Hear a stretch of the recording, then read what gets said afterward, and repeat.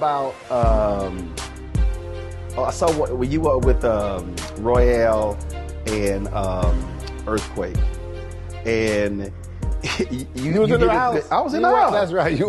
You did a bit about them seasoned sisters. Yeah, seasoned women. Them seasoned women. That is my brand. Seasoned women. We love you, seasoned women. They don't get to do. They don't get to do. And if you got to ask if you're a seasoned woman, then you know who you are. Now, if you got 2 freezers and you've got a bay leaf at home. Now let me tell you how I know when you meet a seasoned woman. All right. Now, I'm going to see if you've experienced this here. Okay, so, all right, stand up. I'm going to show you this here. Okay. So you meet them and take a picture. And they go, Roland, can I get a picture? You know, and then, so they come in, they do this here. Right. See, you know what it's like. Everybody else take a selfie, you know. When they put that hand on that prom, old prom photo, they put that hand on your chest because. You know why? Because that means a lot to them. That's going on the mantle. But that's when you know it's a season. It's like not all women do that. Right. And when she put the hand on the chest, and because that means she gonna put that on the mantle and blow that to 10, 5, 15. I met him and have a story. She outdoing her girlfriend. She's a good friend of mine. He called me all the time. Every time I sit there and go, yeah, it's a season. And it's typically a Southern woman. Southern, okay. Typically, it's a seasoned Southern woman. When they take pictures of me, first of all, seasoned women, we love you, but learn how to work your camera. Oh, no. It take them 3 hours. They just a minute. They be taking pictures. You taking pictures of yourself. Okay, hold on, just a minute. I don't do all that. Right. No. So you got to be patient. You got to be patient. No, you're a fan. No, on the Tom Joyner cruise, it was the 3-second rule. Oh man. It was had your camera ready. 3 seconds. Listen. So I snatch phones. They be sitting there with all that fumbling. You do it yourself. Yeah. They be doing this. I be like, hold on, let me just a minute. Oh my God, I love him. Damn, I never do that. Oh no. Damn. Give me the picture. No. Click, or I line them up. If it's like a bunch of people, they be like, this line gonna be long. No, it's not. Line here. This is me. Click, snatch. Okay, I do like this. I always say, hey, have your phones ready. Have your phones ready. As these seasoned women, they like to have that timer for some reason. Bruh, what is the 10-second timer? What does that mean? Why are you people? No, I gotta be ready. Baby, we ready. I don't even know how to do that. Maybe just a minute. I'm like, what? See, Mark, I use all the phones. Click, I turn the time off. What you doing? I'm like, I don't need the timer, baby. Right. Why you guys got that timer? What does that mean? Bruh, why do they do that? It's the 10-second. There's a 2-second. They be standing. There's a 5-second. Hold on, there's a Doretta. 10 Move second. over, Doretta. Stop it. Okay. Yeah, Bruh, exactly. That is crazy. I turn timers off. Well, nothing I can do. See, hey, I'm Mr. Cooper. I got to be nice to everybody. I got to just take the time. Because you can't be mean if you're No, it ain't mean. Yeah. But it's like, but my show unfiltered. So whatever the hell comes in my head, will come out my mouth. See, you different. I got to be. Mr. Cooper was mean to me. Oh my God! No, it's so bad, Mark. I mean, you did that last time. You took my phone, and I go, and your ass still ain't read your manual. Right. I like when people show you old pictures. Look at this picture. Look at this. I met you in 2001. Yeah. At Essence, and exactly. Bruh, they pull. I was saying, how you know what that picture is? Bruh. How you do that? But I got pictures of people that I got a picture of Jesse Jackson. I said I like that picture. Right. You gotta say, you're a star. People they thought you was Frankie Beverly and Mays with that white linen on. Come on now. Is that Frankie Beverly? Hey, Frankie, my man. I don't know. Frankie, my man. I love Frankie. But you know what though? I was literally having a conversation with somebody the other day. And because I was at an All-Star game, and the sister said, she said, you real patient. She said, you took pictures of everybody. I said, let me tell you something. I said, when you're in this space, you come into contact with celebrities all the time. Right. I said, but that person, you don't know what that means. Because you just said it earlier. Right. I know some folk who have printed that sucker out, got it on their refrigerator. Yes, I met a sister said, Roland, my mama is 90. Yes. And got 3 pictures on her wall. Right. She said she got Jesus, Obama, because he took MLK's place. Okay. And you.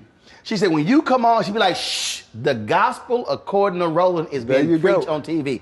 I said, y'all, that means something. Right. So I don't get cats who get all attitude and whatever. Right. Take it the means time. something. You don't know what it means to anybody. That's why I stop and am nice to everybody. Because you don't know what it means. You know, it means a lot to them. Except that some bitch in the hotel. That's all right. You know, I got the lights on, my glasses on, people, because Roland got the lights in there. They so bright, it feel like I'm Oprah's in the back or something. Well, you know, now you know, you know how I judge bad movies? How? Lighting. I agree. So when you see when you see one of them homemade movies, you like, they got some bad lighting. Right, this is some good lighting. So the first thing when we started my show, I was like, oh, we gonna have some good ass lighting. I said, what did I say? I said, man, you got some good lighting, some good film. I said, this is, you know. Wait. He said, you got some good lighting. He went, you bring this? Yeah, I said, you brought this? I said, because normally you doing stuff and, you know, it'd be unquality. You'd be like, oh my God, you know, but this is some quality. Way to go. Hey, man, that's how we do it. I remember when you first started, you just had I don't know.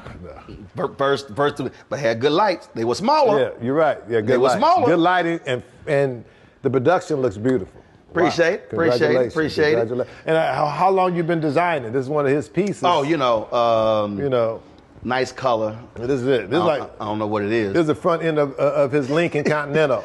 You got, you know, RM on it. Catalytic converter. I don't know what that is. Exactly. What the hell is it? I stole 2 Cadillac converters the other day. Oops. Oops. But they don't have a GPS tracker. Oh, yeah, no, they don't. Yeah, you Depends fine. on what year you get. Oops. We ain't on camera anyway. Breaking all the secrets down. Exactly. But you talking about being in the game and again, loving the fans. That's really, at the end of the day, whether it's comedy, music, I don't care what it is, those are the people who will determine whether you have longevity or whether it's a flash in the pan. Because if they still coming back 20, 30 years later, that's when you know you did the right thing. You're right. And you know, and your fans will tell you everything. They're real with you, and they can see, So I try to be, nice to everybody I can possibly be. You know what I mean? But, because that was like me if I met a celebrity and they were mean, that would mess me up. You know, like if you walked up to Will Smith and he slapped you, like, damn, I watched that show. You know, and this happened. Look, when I'm not gonna name the celebrity, but when Prince died, I called a celebrity to come on the show. Nah, I'm good. Well, what's that? And I was like, what happened? Then, once my niece, I was walked up, and this is a Hall of Famer. Okay. And didn't want to take a picture with my niece. Right. Now you remember that? And he remembered it. Yeah. Black people remember. Black people. Oh my God! You don't even want to take a picture. I'm in the bathroom in the plane. We could just take a quick one. You know? Oh, they will. They will sit. I was on a cruise. My wife was speaking on a cruise, and this woman was like, "I'm eating." I sit down, and she's like, "We like a photo." I said, "I'm more than happy to take a photo after I eat." Well, we about to leave. Right. But you got to do it. You are a celebrity. Yeah, but I didn't smile in the photo. See, you should have just smiled and been happy for them to meet you. No, I was like, because you're part of the civil rights movement. The deal. Look at you. You were there in Memphis. Actually, I was born 5 years later. Oh, I'm sorry. But that's my only thing. If I'm eating, I will take that. That's the only thing. Just let me eat. You know what? When I'm eating, people take a picture. I'm still eating. Go take the belt. And I open my mouth and get food. But I had one lady sit down. And she didn't want to take a picture, but she wanted to eat some of my food. So I was like, "Whoa, that was different."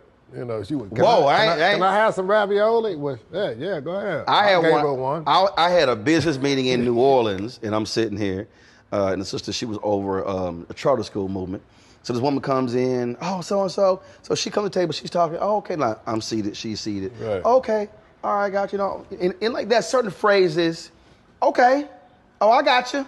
Right. Those are, can we wrap this up phrase. Right. Doc, she kept going. They bring the food out. She goes, oh, baby, don't worry about it. You can go ahead and eat, and sits down. Yeah. And the woman looking at me, I'm looking at her like, did you just sit your ass down? No, exactly. But, it comes with the territory, man. Right, but then it was kind of like, send me an email, send me an email, send me a one-pager. Again, that's a cue. Right. No, the funny thing when they want your phone number. You walk in, hey, can I get your number? Yeah, Doc. Hey, man, I want to holler at you. Can I get your number? Send me an email. No, but I want you. Can you give me your number, man? Right, and I want your number. Yeah, give me your number so I can call you, so we can talk that business, because I got money, I got people in Baltimore with money. And I go, the email comes to the phone. Okay, you don't got a number or nothing?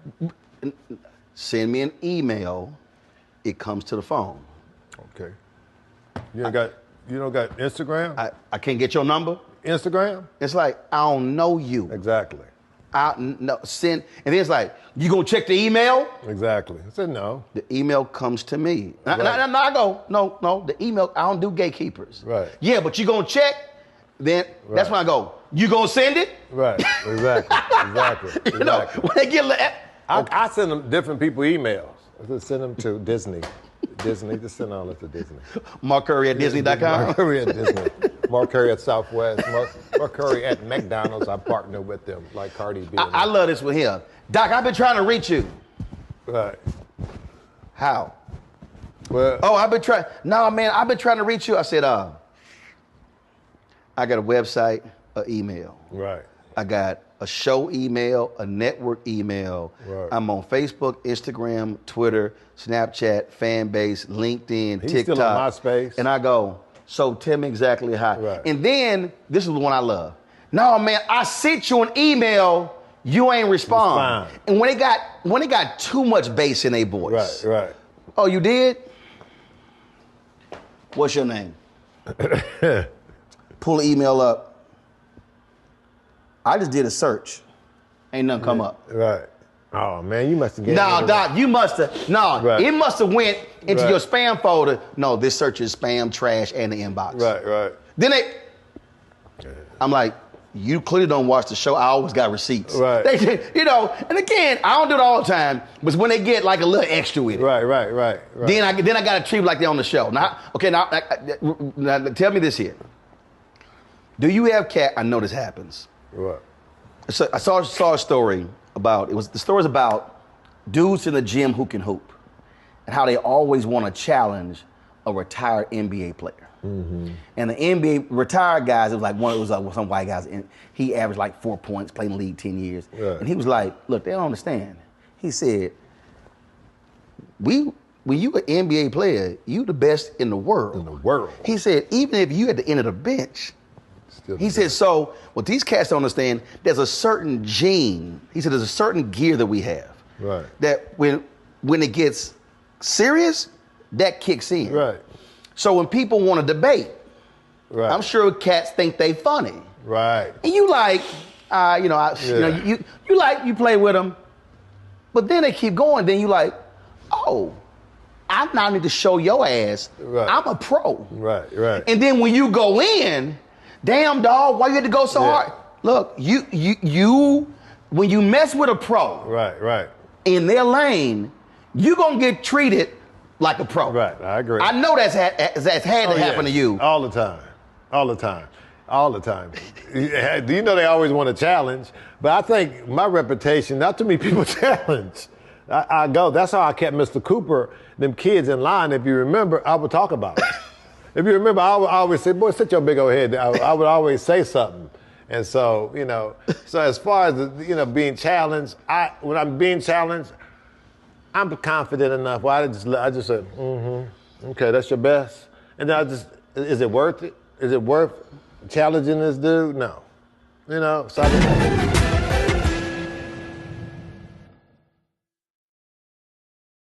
Fanbase is pioneering a new era of social media for the creator economy. This next generation social media app with over 600,000 users is raising $17 million, and now is your chance to invest. For details on how to invest, visit startengine.com/fanbase or scan the QR code. Another way we're giving you the freedom to be you without limits. We wish to plead our own cause. Too long have others spoken for us. This is an opportunity for us to be able to speak to our issues. Y'all better understand something real quick. We ain't going nowhere. It is a continual battle that we see all across this country. Revolution will not be televised. The revolution will be streamed. All momentum we have now, we have to keep this going. He makes sure that our stories are told. Roland Martin's doing this every day. You can't be black-owned media and be scared.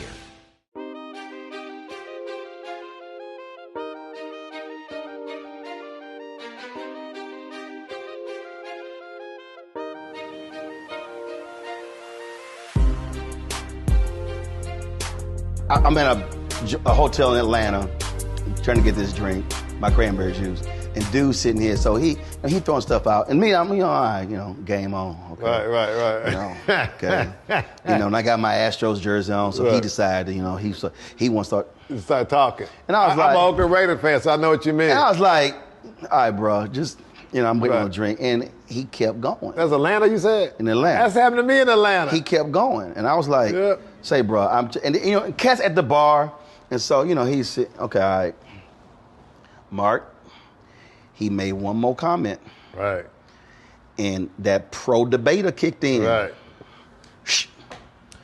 Boom, boom, boom. Yeah, I didn't say Say, bro, say, dog. I said, no. I said, I gave your ass 3 warnings. Yeah, I said, you had your little audience. Right. I said, now I'm about to show you. You bartender smart. Right. I said, you ain't TV smart. Maybe it's the same dude, because I had to say, I'm in the Delta Crown room, and this dude arguing me about the Oakland Raiders.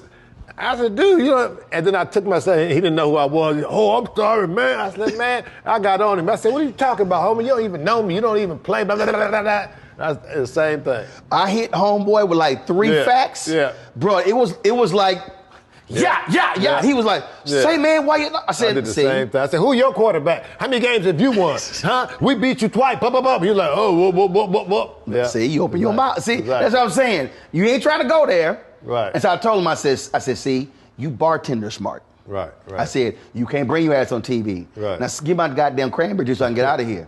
I said, I warned you, leave me alone. That's right. You talk about folks that come at you.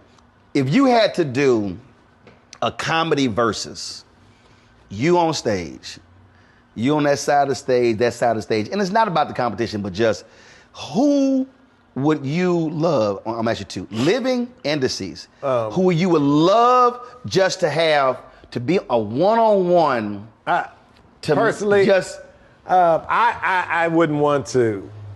I think our craft, it sounds interesting, but I think our craft is everybody has an individualism. True. And so it's not about hit on hit on hit on hit, but I would love to do a versus, but where we're gonna be eating, but the comedy is different because the headliner is number 1. So it's like.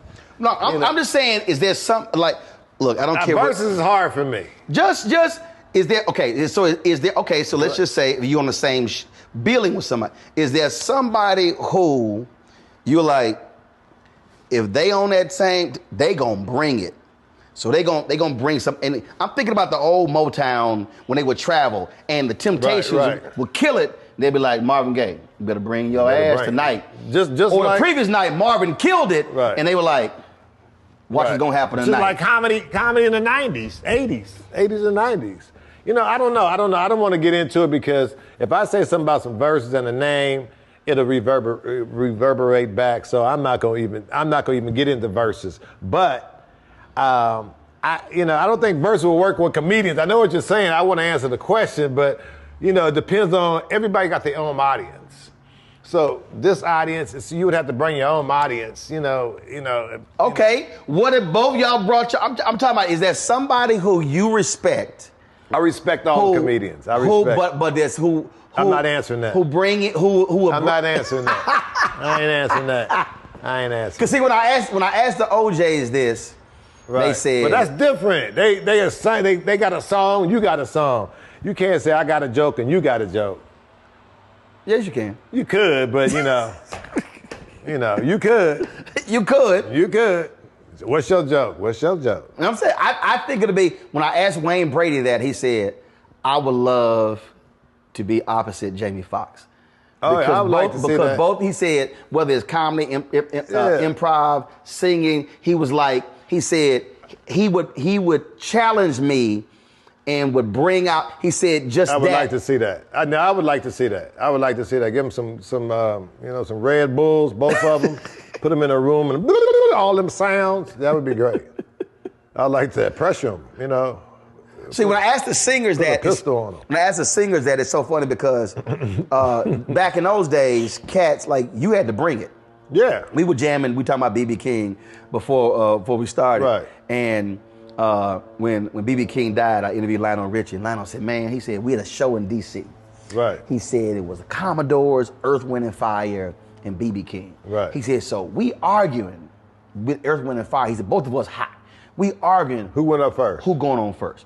And B.B. said, hey guys, he said, listen, I checked, it's an earlier flight back to Memphis. Right. That's he said, so let me, he said, I'll go out, I'll perform first, I can catch that early flight to Memphis. He said, then y'all got it. Yeah. They were like, all right. He said, Lionel said, man, BB roll that amp out there. Destroy it. Set out, he said, destroy it. He said, then we start arguing.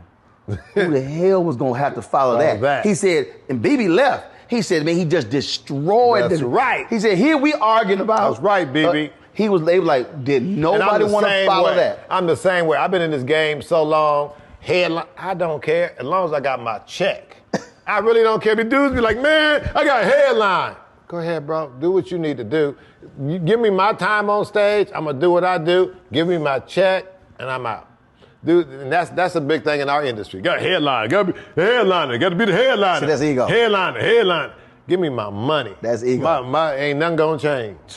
Teddy, I saw one IG Live, Teddy Carpenter. He said he messed his money up. He said Teddy it was Carpenter. Him, D.C. Curry, and Tommy Davidson. Wow. And he said he was like he said they were bringing it, and it was so. I think he said D.C. was going so hard, and they were like, he can bring. They were like, dog. Tommy brings. They were like, dog, you're not closing. And they were like, he said, DC didn't care. Yeah. He like, bringing it, like, say, man, you making it hard on the clothes. He like, that ain't my problem. That ain't my problem. Teddy was like, the tour never happened. And it was, but see, I don't understand that. This is just how I think. Right. My whole deal is, if I got a tour and I got three people, I'm the same way if I'm giving speeches or whatever. I ain't worried about what you're doing. I know what I'm going to do. Right. And to me, if the audience is getting your best from all three, you win. Right. I'm not tripping if somebody just smoke. I'm like, I want them to smoke. Exactly. Well, I'm on tour with Cat Williams, 2023 and me, and that's what Cat does. Cat puts us out there, and you go, do what you do. He can go. Cat can go. Cat ain't worried about it. Give him your 20. You give him your 20. You give him your 20. He don't care. Everybody got to go with it, and that's the way we present it, And when you out there, you got to give them what you give them. And like I said, I'm a veteran. You can headline all you want. There you go. I agree. You are the headliner. You are the one. Thank you. I agree. I don't want to go first, but damn, let me go second, and I'm out of there. You know what I mean? You're like, I got something to do. Yeah, I'm at craft service eating while watching you. Great, keep going, buddy. Woo, my shoes off. It is always interesting when people they get caught up in how much time I got. Yeah. How much. One thing I never do, this is something I never do, teach you little young comics out there, listen to me. Stop worrying about the other motherfucker's time. God damn. They gonna do time over you. Roland gonna go up, Roland going in front, Roland gonna do, he supposed to do 20, Roland gonna do 30. Roland may do 40. But as in the game, you don't let them see you sweat. You put on your headphones to say, let me know when it's ready. Let me know when they ready. I could care less what he does. I could give a fuck less. And these dudes be worried. How much time he doing? He doing this. What joke he doing? They can stop bitching on dude. Joe, do what you do. And that's what you tell him. Oh, well, he's doing my. Just go out there and do your time. I gave a speech in Virginia, and the sister, she came up to me. She says, she said, this is so great. She says, they got me singing after you. I said, you don't want to do that. I said, you don't want to do that. I said, you want to sing that song before I speak? Right. And she was like, no, it's good. I said, no, it's not. I said, I'm just letting you know. I said, right. I know what I'm about to do. Right. I said, you want to get that song done. I said, because when I get done, the room about to clear out. Right. I said, I'm going to have them song fire. Right. They going to be, I said, I'm letting you know. They're going to be protesting. I said, baby, you going down the Carnation now. I said, I'm trying to tell you. Doc, she did it. Right. When I finished, she came to me. I'm sure I'm glad I sang that song for Right. you. I said, like, I tried to warn you, baby. I tried to warn you. Yeah, you got to know. I remember I was hosting Essence, and I think it was Erykah Badu and Fugees, right? Mrs. from the Fugees. Okay. What's her name? Lauryn Hill. Lauren, it was Erykah Badu, Lauryn Hill. No, and Patti LaBelle closed that. That was kind of, it was like, whoa, that was a lot of firepower for Patti to close. Right. Like, woo.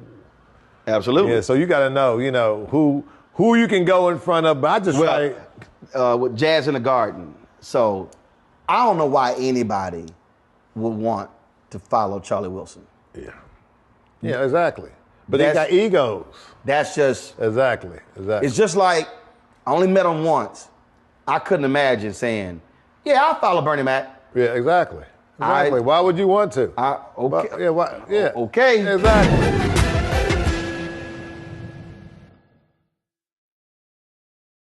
Fanbase is pioneering a new era of social media for the creator economy. This next generation social media app with over 600,000 users is raising $17 million, and now is your chance to invest. For details on how to invest, visit startengine.com/fanbase or scan the QR code. Another way we're giving you the freedom to be you without limits.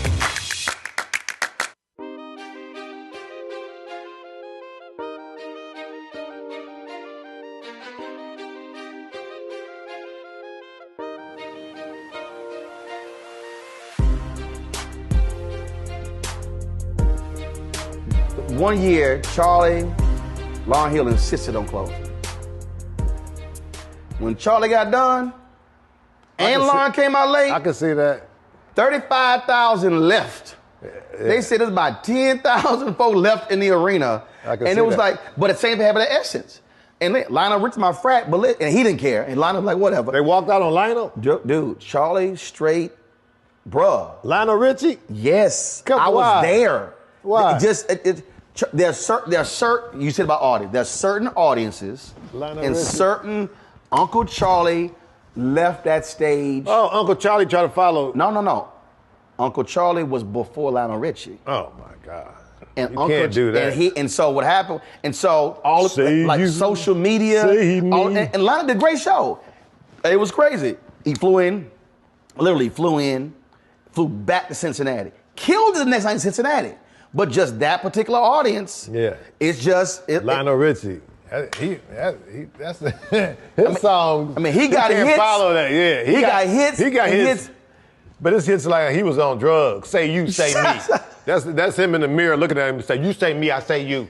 Zoom, I feel like dancing on the ceiling. He was high making them songs. Hello? Hello? Who is it? Is it me you looking for? Who is it? You say me, I say you. Hello? Who is it? But one of the greatest songwriters. I love it. Paid. And I talk about, I love you, Lionel, but that's what I patterned my style after Lionel Richie. Because I did a casino. You serious? This is true story. You told him that? This is true. I did a casino and Lionel Richie was in. I went to go see him. I was, he was at the casino also. I was like, wow. Just the way he was dressed in black, the way he was older, but he was still not, he was clean. So that's my inspiration is Lionel Richie. So when I dress, just his style. He wasn't suited up, but he was relaxed. This is my Lionel Richie. Lionel, so this is to you. Lionel he'll have on some black jeans, a shirt, and he'll just throw on a bling jacket. Yeah, exactly. Every time, and then when he go change, it's gonna be a bling jacket. And so that's my older Lionel Richie. Really, it sounds crazy, but I just try his style. Relax, look good. So that's funny. You told him that? Nah. Why I never told him that. No, that's respect there. And that's true, because we was at the casino. Just the way he looked, he wasn't. Dude, he doesn't. And he had little black beads. I said, that's the way I want to dress like Lionel Richie. He is not gonna stand up there. He ain't gonna stand up there and put on some crazy stuff. Yeah, all that.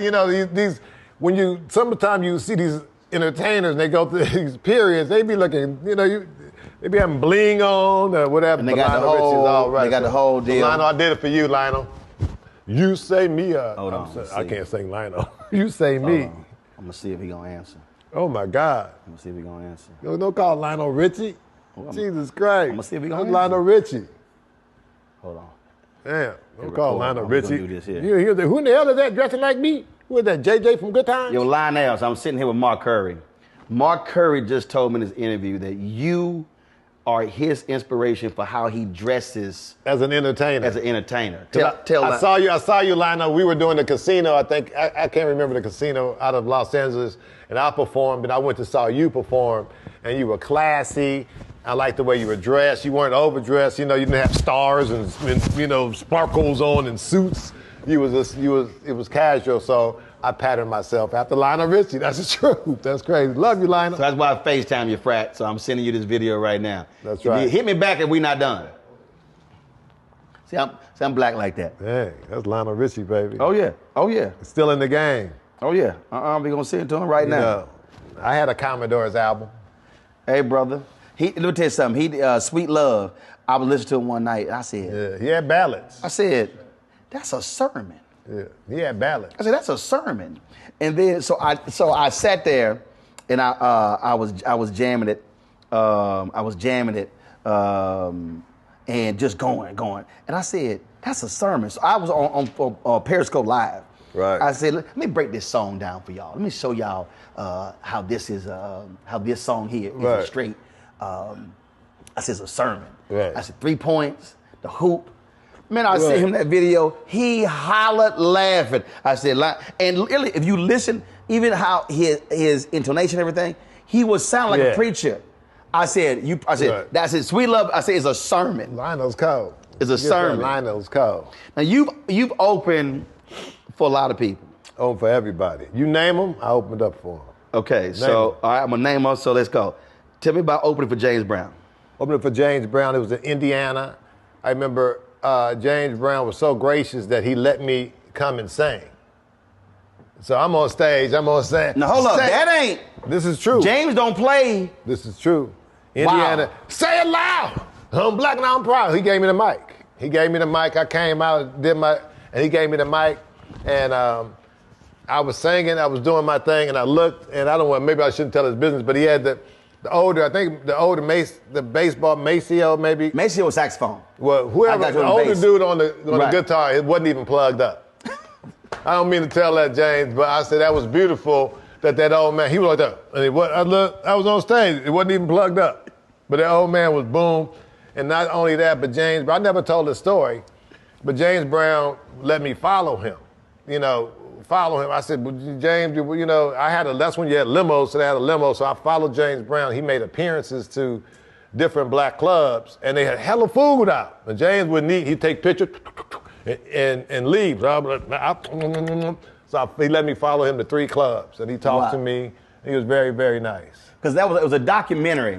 Mm-hmm. They found some old footage. It was a documentary. And the guys interviewing James Brown backstage, and they like, oh, so we got this going on, and so, we may have Bruce Springsteen come out and join in the song. He's like, whoa. Right. I'm sorry, what do you mean by join? He's like, because we got the band tight. Exactly. Basically, he was like, no, you don't tell me. No, you don't tell James. That somebody going to be coming out and just... Exactly. James literally was like, hold on, what do you mean by he gonna join me on stage? Right. Like, I believe that. I'm talking about the whole tone changed. Yeah. Like, James didn't play that. Who you? No. And he like, he ain't rehearsed. Yeah. I'm watching the film, and it was like, I can imagine it. Well, we'll see. He let me sing, man. He let me sing. I was like, wow. Aretha Franklin. I met Aretha Franklin one time, and I never opened up for her, but I met her back in Essence, at Essence Festival. And she just loved me. Oh, hi! And she was incredible. We were good friends. Yeah. She was good people. Yeah. I loved her. I met her. She said, oh! And I was like, I don't know why I didn't have her on the show. I don't know why I didn't have Aretha Franklin on Mr. Cooper. I don't know why. Oh, at that time. I got you. Let's see here. OJ's, many a time. Showtime at the Apollo. They came to the first time I ever met the OJ. Mr. LeVert was doing that. He was very, very nice. He used my room. He came in, can I use your room? I said, God damn, that's the OJ's. And he was funny. You ain't gonna say tell OJ's no. Yeah, and he was very cool. Yeah, and so was the Apollo. So yes. Earth, Wind, and Fire. Have I opened up for Earth, Wind & Fire? I'm sure I have. I can't remember. I'm sure I have. Commodores?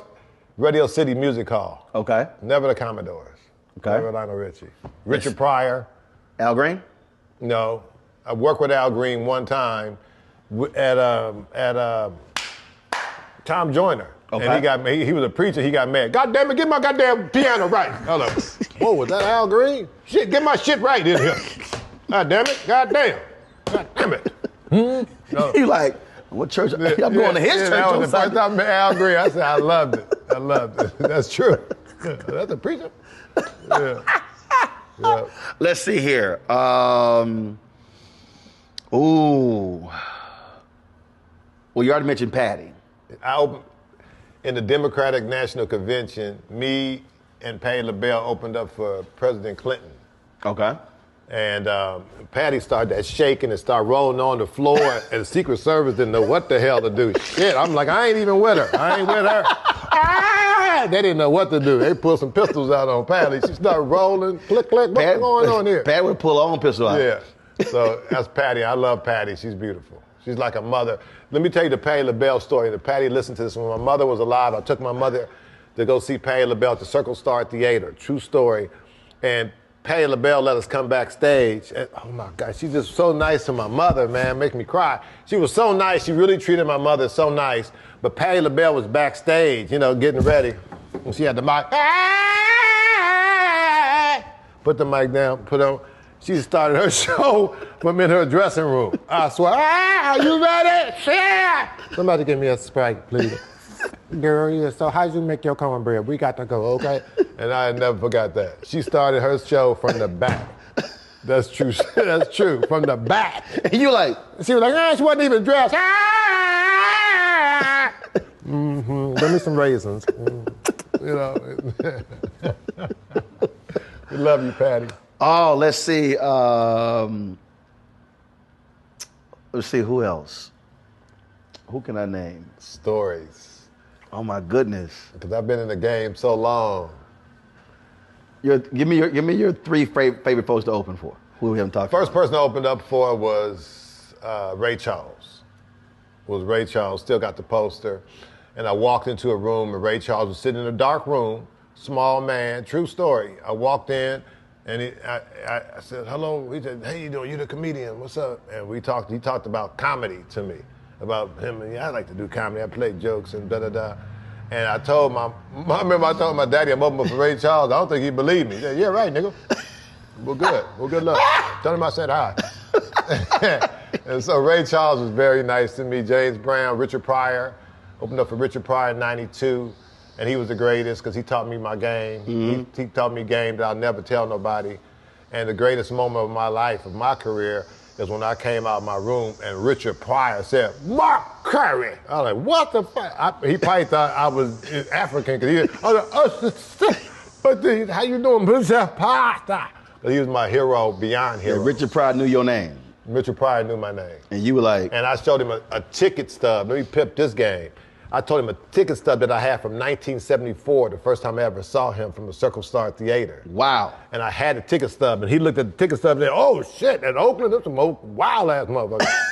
I swear, that's a true story. That's a true story. I had the ticket stub, and I still have it.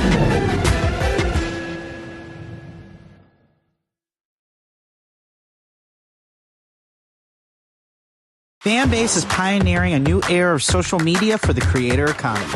This next generation social media app with over 600,000 users is raising $17 million, and now is your chance to invest. For details on how to invest, visit startengine.com/fanbase or scan the QR code.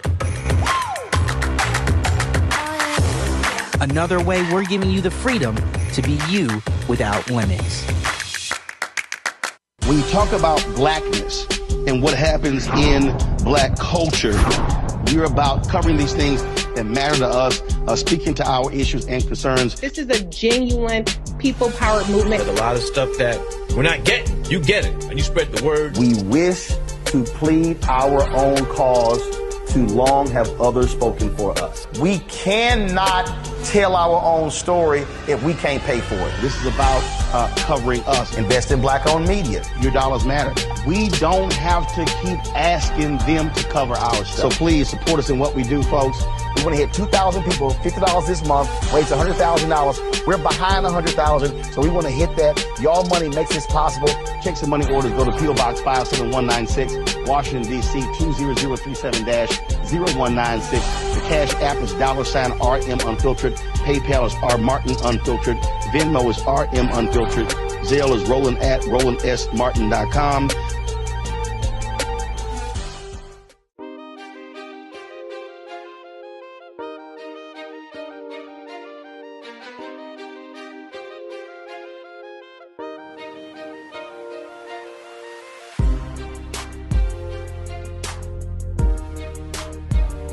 How weird is it for you? I know how it is for me. When you meet somebody that you are an absolute fan of, Right. but they a fan of yours. Wow. It's like it's the weirdest. Right. Because you like, oh my God. Right. I know. Yeah, when they know you, you know. I just saw Nas. I was at Dave Chappelle's jazz thing. He saw a lot of celebrities were back there, but it was Nas. And Nas, you say, well, I know Nas, but he said, what's up, man? I was like, damn, Nas. He said, you a real one, man. I was like, coming from Nas, that meant a lot. Same thing. You know? We, I go backstage, Essence. Was Patti performing? No. Nas performed. It was the night Nas performed, and Michelle Obama was doing her book. Wow. With Gail. Wow. I go backstage to meet Nas. Dude, we rapping for 45 minutes. Yeah, he's deep. We don't even, and again, I'm used to Work. he was asking questions. Right. Patti comes in, wants to meet him, greet him, whatever. I'd never even heard Michelle Obama.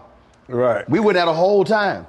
Wow. The whole time, talking the whole time. Right, that's deep. I never met Michelle Obama. I would love to meet her. Okay.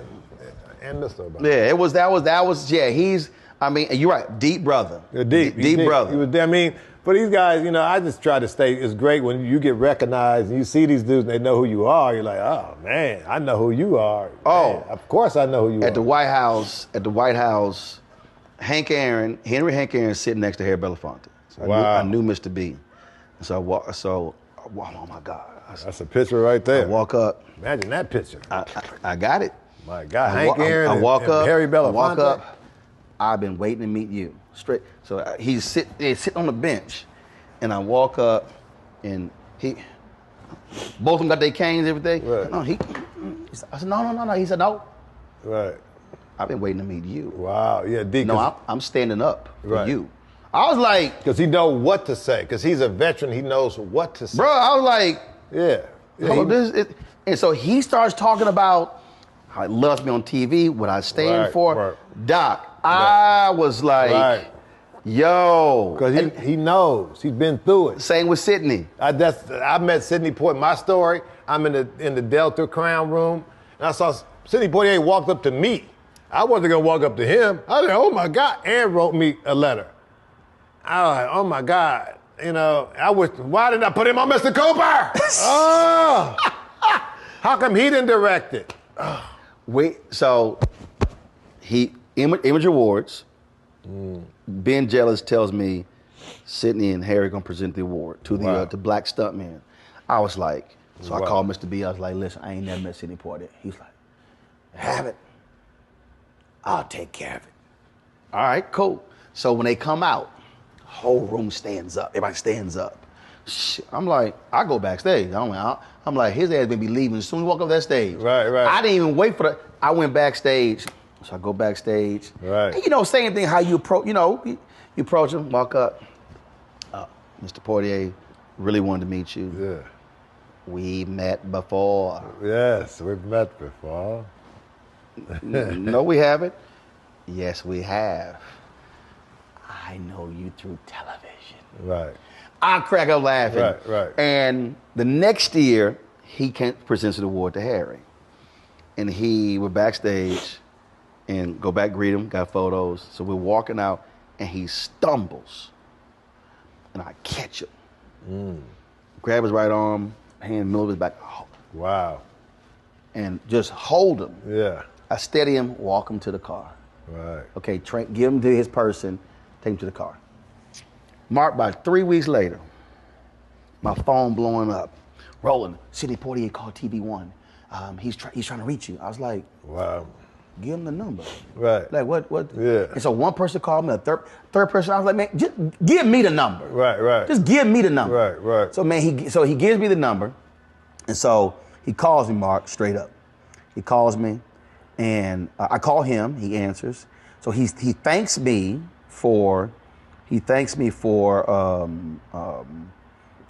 holding him up, and then he begins to talk. Now, mind you, I'm sitting there, bruh, and I'm like, okay, what, like, right. And then he starts talking. Dude, I'm about to start crying. No, right. I started, so I had to go into reporter's mode. He probably thought you was crazy. It was crazy. I had to go to reporter's mode, which what happens is you basically, like, strip all emotion out and because you just focus on the deal. Right. Now, he starts talking about, I had the notes. I watch you constantly on the show that you work on, and I find your point of view on issues that are very immediate in the lives of all Americans. You're quick of mind, wow. and you are very, very, very reliable. Your intellectual disposition is many layered, and you do a great job. Wow. You handle the words, the alphabetic word, with great aplomb, and you express things clearly, and you've got more than your share of guts. I just have an appreciation of how you conduct life, but you do it with such grace, and you're not a backer-upper. Deep. Bruh. Yes. That's dope. I was like, this Sidney Poitier. Yeah, he wrote me something on a napkin. I didn't know what to do. Still got it? I'm sure I do. Jonathan Winters did the same thing. I met Jonathan Winters, and I tried to get him on the show. They wouldn't let him on Mr. Cooper. Wow. They said he made me cry. I was at a diner, and to this day, I don't know if he knew who I was, but he was an older comic, and he was riffing. I was like, this dude just started riffing. Blah, blah, blah. I was like, wow. It was the greatest thing I'd ever, and I tried. They didn't want it. They said he was too old or something, Yeah. See, that's the thing, man, when we talk about, I tell people, you can meet a lot of people. Yeah. But the legends are at a different level. I tell people, there are great people, there are good people, there are great people. Right. There are stars, right. there are superstars, there are icons, right. Then there are legends. Yes. And to me, that's the highest. The highest. When you're a legend. Yes, I agree. That's the highest you can be, is being a legend. That's what I want to be one day, a legend. What the hell? I want to be a legend. Why not? A legend is it. Richard Pryor was a legend. Sidney Poitier was a legend. And see, here's how I think about how you know you. Paul Robeson. Oh my God. A legend. Had Mr. B. Yeah. And here's the thing about Sidney Poitier. What I think about legends. Legends are so different because you approach. It's so like when you watch in Africa when they're approaching the king, right. And they walking up, it's sort of like walking up slowly, head down, how they approach. That's the deal. You don't roll up on a legend. Yo, what's up? No. Right, you scope them out. You approach a legend in a different way. But then, this is a funny story. I'm in Las Vegas. I was doing a residency there, and what is his name? Oh my God, just on not Burt Bacharach, but the other dude. I can't think of his name. Songwriter? Yeah, legend. Barry Manilow. Okay. Was at the club. It was after hours, and they had a band there. So Barry Manilow was there. I was on the microphone. And I just said, Barry Manilow just walked in. He wanted to do a song, but we just out of time. I'm sorry, B. We love you, though. And he came, and I walked back. I didn't know he was going to take it. He stood up. I never forget this. He stood up and met me. I was like, whoa. You was Barry Manilow. He said, man, you're funny. I was like, oh, my God. Just the fact that he stood up. Right. And I never forgot that. Right. That he stood up. He didn't have to. Barry Manilow, how many people he stand up to? He stood up and shook my hand. I was like, Barry Manilow, See, those, to me, what I tell folks, young folks will say, man, I want to do what you do. Right. And I say, but do you want to do what I do? Right. They look at me like I'm crazy. And I say, listen, y'all want to be recognized. Right. But a lot of cats want that story. But what I tell them is, the work creates that. Yeah. That ain't, it's the work. Hard work. And it ain't the short work. It's the work, that creates that. You're right. To stay in this game, a lot of work, doing things you don't want to do, be humble. You got to do, for me to be in the game, I've been in the game since 87, making money in comedy. So you got to reinvent yourself. You got to stay with it. You got to, so much to do. And I love comedy. That's my first love, is stand-up comedy first. I'm a comedian first, then an actor. So people, like you said, it takes a lot of hard work just to do what you do, just to maintain, an audience and keep it going and stay positive, stay relevant. Look how long you've been in the game. You could fade. Some dudes fade. 91. Yeah, okay, some dudes fade. All them dudes you seen on all them shows faded. All them black light-skinned dudes. How many black light-skinned dudes that didn't make it? Didn't they just take Don Lemon off? God damn. You motherfuckers be falling. Every light-skinned dude didn't make it. Am I right? They all started big. They on Lester Holt, like, shit, I'm Lester Holt. I'm living in an apartment by myself. I'm scared as hell. They're coming for my shit. I know they are. It's the truth. All the way. All them dudes gone. But it's the work. Yeah, it's the work. It's what you put in. And when talking about the work, when you're talking to these younger cats, if you see somebody, and I'm sure you probably have seen two different. You've seen the cats who you like, I ain't telling them shit because I don't see it. Well, but are there other cats who you see it and they ain't working hard and you like, yo? No, when I tell them and they don't listen. Hey man, you should do the joke. You said the joke you had on all white, you like a ghost. You should say, and da-da-da-da. Oh, I was gonna do that. I was gonna say that. All right, I'm gone. Okay. All right. I know a lot of people like that. Not even maybe professional comedians try to tell them something. Oh, nah. So, I just look at them, and no matter who the comedian is, I always give them the joke up. I'm starting a comedy school, straight up. And so I can teach these guys. That's what needs to be done, because I always see it, though. I said, man, you should add this. I always tag people just to do it. Because I'm listening to the joke. I see where the joke came from, how he did the joke. Where can you make the joke better? And I always tag. Some people take it. I know some celebrities that I gave it to. I could tell you some names. They're like, nah. I was like, motherfucker, you need this shit. Shit, no, you need to take this because your shit is whack as fuck. Whack ass. See, to me, that is, well, I don't understand why people would sit here and want to reject that, because it's like, when you understand the craft, what you're describing is the craft. It's the craft. And breaking it down, right. breaking down the joke, different parts, and saying how... Cutting out the dead shit that don't work. Cut that out. It don't work. And when people, and it kills me when people act as if, yeah, you know what you're talking about. It's like, no, actually, I do. I mean, it's like you cannot replace experience. Yeah, no. You just cannot. But these young ones think that they did it 3 years and they're ready. They think they're ready. They ain't ready. They ain't ready. They think they are. And I see dudes out there that's famous. They think they ready. They ain't ready. Shit whack as fuck. Well, what I say, I don't care what level you at. Yeah. The whole point is you are constantly in pursuit. Yes, that's me. Of I like that. Being better. Yes. That you'll sit here and you'll be like, yes. Yeah, I didn't like how my hands, like for me, I'll sit here and I'll watch the tape. Right. And sometimes the audio is not even up.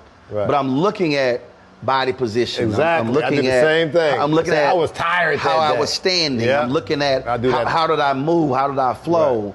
Because a lot of times, like if I'm giving a keynote, my whole deal is, all right, it depends. Am I having a headset? Am I holding the mic? Is the mic here? Am I standing at a podium? Right. Am I walking? Right. What am I doing? Right. And it all depends, on that particular audience, what I'm trying to deliver, and so how I do it.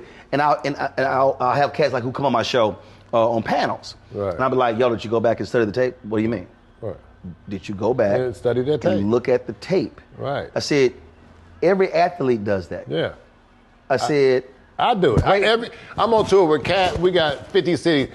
Every show, Roland, I listen to the audio. I kind of know when I had a new joke, but I look at my physical, like, damn, the pants look stupid. I look tired. Nigga, man, you ain't putting no work. You look goofy. And I tighten it up for the next show. You got to look at that tape. I look crazy. I look high. My hair wasn't right. Them pants look baggy or whatever. My thing is I try to give them peak performance, 125%. Right. And sometimes you look, and it's hard to do that all the time. Even I'm sure with you got to, Yeah. we got to look at that tape to correct that. Absolutely. Absolutely. And I just tell folks, look, I mean, that's the difference between you wanting to be regular. Right. You want to be good. You want to be great. You want to be legendary. I did an interview before here, and I was talking about relationships, like all different people you talked about. For me, when I connect with people, and there's no disrespect to publicists or to business managers, but when I hit people, I'm hitting them direct. Yeah, I knew you were. I know. I called my agent and said, Roland, tell him to call me. I said, nigga ain't gonna call you. Shit. We gonna do a damn interview. I know what to do. We ain't gonna go through all that. They were like, what, come to call me? I said, it don't work like that. Right, man, we had an interview. TV One called me like at the last, they like, well, hey, we need we're airing the Image Awards, and we need one of those Barbara Walters style show. I'm like, we ain't got ABC money. So why are we tripping? Yeah. And it was like 3 weeks. I was like, did y'all just realize the Image Awards coming on in 3 weeks? Right. So man, we scrambling. So I was like, right. So I hit Journey Smollett, Common, John Legend, Issa Rae. Right. Got them all. We got a house in Hollywood Hills. We do the interview, and it was hilarious. So whoever was Common's publicist, Common, my man, one of the publicists like, okay, we're gonna need hair and makeup. And I went, my executive producer came to me, and I went, Common ain't got no hair. Yeah, Common, what you need some hair and makeup for? I literally went, right. He ain't got no hair. Right. He bald-headed. Yeah, right. I was like, nah, I ain't gonna be no hair and makeup. Right, exactly. And then some of them was like, okay, we're gonna need this here. Yeah. Common drove himself. Right. John Legend like, oh yeah, I live up the street. I drove myself. Right, John, I live up the street. Yeah. Came by, and so I had some cats on the crew. They were like, yo, I mean, how did that happen? I said, right. Because I called. I said, exactly. It's relationship. How long it took me?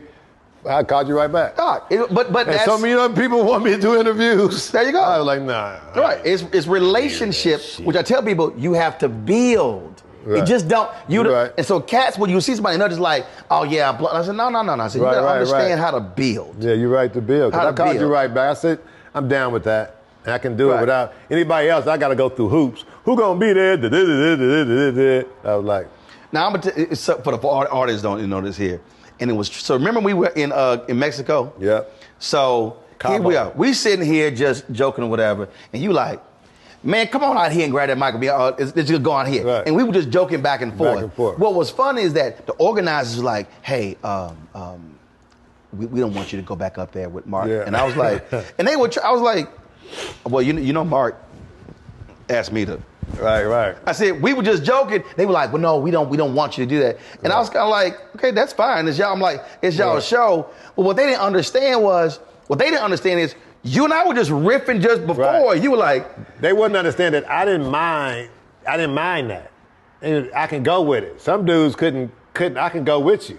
Whatever you got, I got. You know. And it wasn't just. Yeah, I mean, it was like because somebody asked me, they were like, well, how did it happen? I was like, well, actually, the night before we were just hanging out and we were just joking with one another. You like, man, come on out there with me. Let's have some fun with these people. Yeah, have some fun. But that's why I think some people. First of all, that was a trip anyway because they got mad at me again. So Kirk Whalum performed, and Kirk is my number one artist. And when I say my number one artist.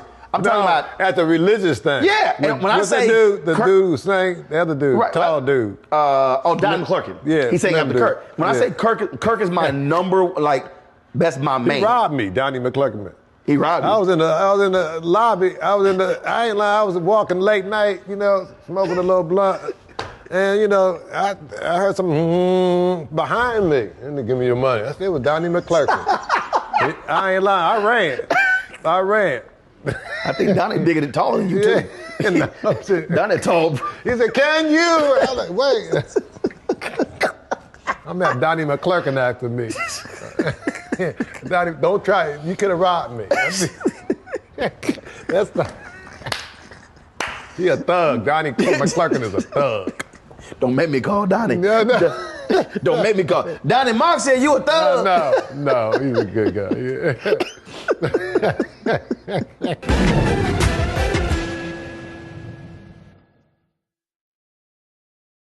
Fanbase is pioneering a new era of social media for the creator economy. This next generation social media app with over 600,000 users is raising $17 million, and now is your chance to invest. For details on how to invest, visit startengine.com/fanbase or scan the QR code. Another way we're giving you the freedom to be you without limits.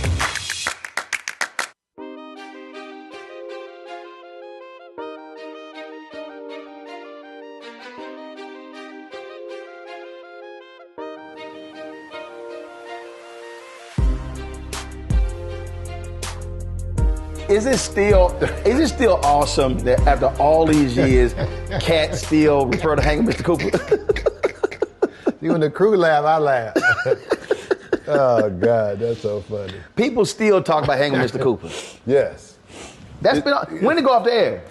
92, 93, 94, 95. I think 96 and 95. I don't But even know. the fact that so many people... Yeah, and we want to bring it back. I think it's time to bring it back. I was just in my backyard. I was manifesting about life. I said, I would love to come back because it was a great time, and these kids need that right now. They need that male role model in the schools, I think. Even on the TV. Oh, I agree. Yeah. Because people are scared to go into the high schools. You know, the high school, you know what I mean? I would love to bring it back, and I think we could bring it back. What do you think? I think we'll ask the people. I want to ask your people. All right, we'll do a poll. Yeah. Y'all want to hang a Mr. Cooper? Yeah, I say let's go. We all look good. You know, Holly looked good. You know, Right. We look the same. You know, Raven looked the same. Marquise, Don Lewis. We come through. It'd be funny than half the bullshit you see out there on TV now. God damn. What the fuck? What happened to TV? Damn. It's some. I'm like, oh my God. It's some non-funny stuff. Non-funny. We was funny. I watched the show, you know, they did reruns at Christmas, and I never watch myself. Right. I never go back and watch. I just don't. But I was watching Mr. Cooper. First one thing, he dressed. He was G. I was like, damn, that motherfucker was clean. He was clean, but it was funny. It was very funny. So, you know, we want to bring that back. Let's get that campaign going. What, is there something that you've always wanted to do? Wow. That you have yet to do? It was on your mind, it's been in your spirit. Late night. Really, a late night show? Late night, I would kill it like no one else. They put all these other dudes on that ain't funny. These dudes ain't comedians, but, you know, put me on late night, and I think I have a rapport with every celebrity. I know everybody, and I wouldn't go on with all that blah, blah. I would have some fun with them, and that's something I always wanted to do was late night. Now, that's funny you said that because when I was at TV One, we had the morning show. Right. And they were like, man, we need to get better raising and more money. Right. And one of the folks, they were like, yo, we need to let Roland do the late night show. Right. And they were like, no, he ain't a comedian. They were like, no. They said, late night shows ain't all 100% comedy. Right. They said, it's also how do you connect with people, how you interview people, and how do you get those stories out. Right. And what they didn't understand was, now the crazy part is that when we would have comedians come on the show, we had a segment called Wild and Out Wednesday. Right. And the comedian was like, oh yeah, he the newsman. And it was like, right. Okay, then don't come in here just thinking, you know, you can just show out. Right. So we had several comedians came in. Right. They fired. Yeah. Not fired right back. They were like, oh shit. I was like, okay. I'm like, don't get that news stuff confused now. Right. I said, I'm still black. Right. And so, man, we would sit be going back and forth to the guy at the point, they'd be one of the comedians. Don't you walk your ass out there and just think you just gonna start scoring on him. Yeah, exactly. Like, don't get that shit twisted. Right. And then when the late night shows, they cater to these celebrities so much, you gotta push them a little bit. Yeah. Stop, I don't wanna know about your book. Let's talk. Right there. So when I call different people, they were like, okay, so what are we talking about? I'm like, I don't know whatever comes up. Yeah, exactly. They're like, what do you mean? I said, it's an organic conversation. Right. I had others who were like, well, I got a project. I said, I hate project interviews. Me too. Because they're not interesting. Exactly. And most of the celebrity interviews be boring. Dude, my dog went into Staples and barked, and I didn't know what to do. It was great working with so-and-so. Right. It was great work. And you're like, you ain't never heard somebody say, Man, that shoot was some bullshit. Yeah. He exactly. Nigga, what you drink? What you drink when you be drinking? What you drink? You smoke? Hey, you crazy? You know, it's having a real dialogue. Right. That's why most of. I would love to do late night. I would love to come out with a monologue, and I want to do mine late. Let me do mine 12:30 at night for those who up. People are always up. Oh. It's always you can do a 3 a.m. show. When we were growing up, when the Star Spangled Banner came on, time to go to sleep, and the flag, you like TV over, right? It's time, that's gone. But there's always every time you watch at 3 a.m., you just see a preacher or something. You say, "Who is this dude?" You got to recognize Calvary was baptized through water and fire. You know, you say, "Who is this dude?" It happens all the time. Yeah, I love them dudes. I call them. I said, the devil is in me. What can I do? Call me back. Right? We don't do that in the daytime. I'm possessed. A late night. Yeah, I love to do late night. Mark Curry late night. Okay. We would have a band. I would definitely have an old school band. My band would be a band, not no put together bullshit band. My band would be, you know, They got to be well dressed. Yeah, well dressed like the old. Not that we can't get the Ohio players or somebody like that. Give me Sly Stone. Go pull Sly, or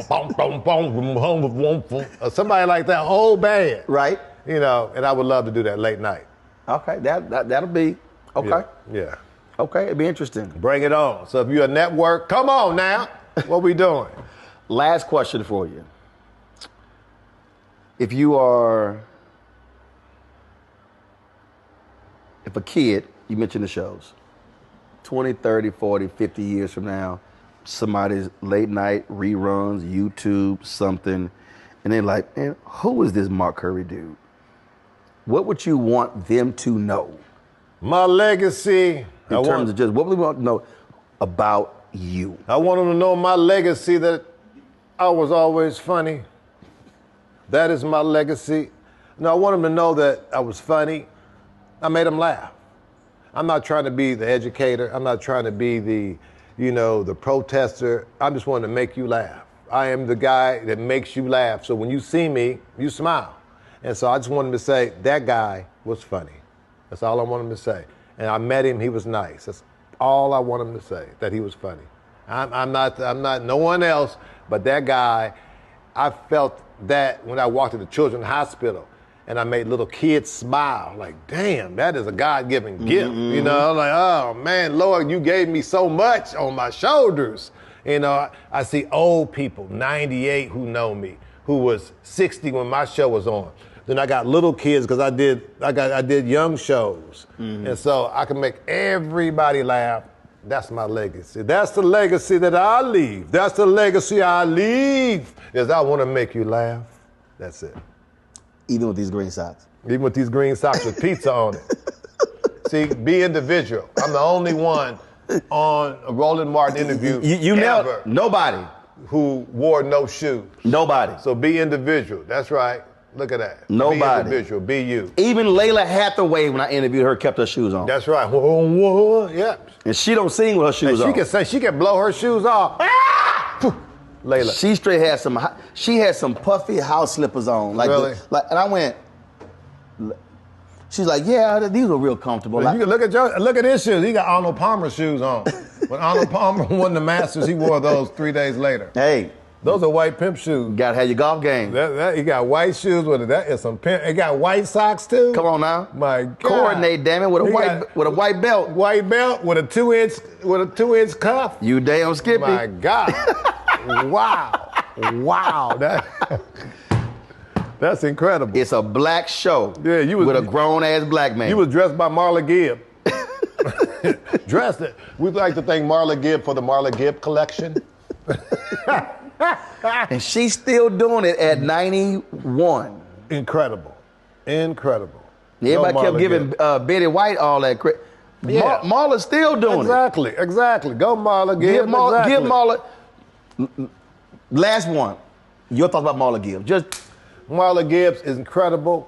I mean, she took the role of a maid and turned it into a career at 96 years old. I hope when I'm that old, I am still, that's her calling. That's Marla Gibbs calling. They doing another show? They called my name. I heard it. Cause you called Marla, she started acting. Oh, good boy. And women and bought a lot of property with the money she made. Yeah, all that Lamert Park, yeah, all Lamert that. Park. Yeah, that's beautiful. Go Marla Gibbs, we love you. Mark, thank you. always a pleasure, baby. The real Mark Curry on Instagram, hit me. I'm pushing P.